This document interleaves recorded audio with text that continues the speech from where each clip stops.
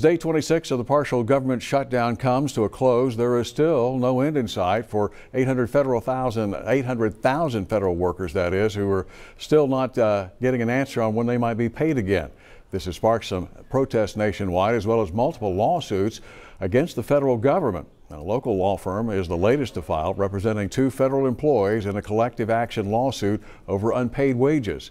Our anchor man, Paulo Salazar, has more on that. These people are paycheck to paycheck. They're worried about making their payments on their rent, groceries, and so this is tough for them. The suit filed by Anderson Alexander PLLC is on behalf of 2 plaintiffs who are federal employees with the U.S. Customs and Border Protection Agency. The collective action lawsuit claims that the men have worked without compensation since December 22nd due to the partial government shutdown. It also states the U.S. government is in direct violation of the Fair Labor Standards Act adopted in 1974 for federal employees. What we want to do is to make sure people understand that if they are having to work during this shutdown without pay, that at the end of, hopefully at the end of this shutdown, hopefully sooner rather than later, that not only are they owed, for the work that they've performed, they're also owed what are called liquidated damages. Liquidated damages are also known as double damages, meaning workers will get paid what they're owed times 2. What the FLSA requires is that, number 1, that you're paid for a minimum wage for all hours worked. And that includes overtime, which is hours worked beyond 40 hours per week. The FLSA also requires that you're paid on time. Essentially, the lawsuit claims it's illegal to force someone to work without paying them. What is promising, however, is for Alexander and his plaintiffs.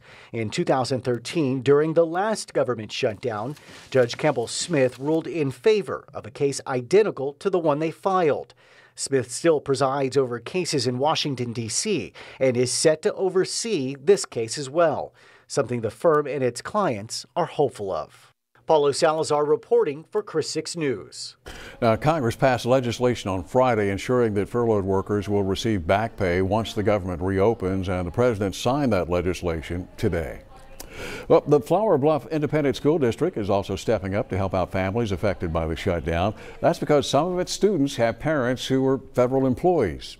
So about 20% of our student population have some direct affiliation with Naval Air Station Corpus Christi.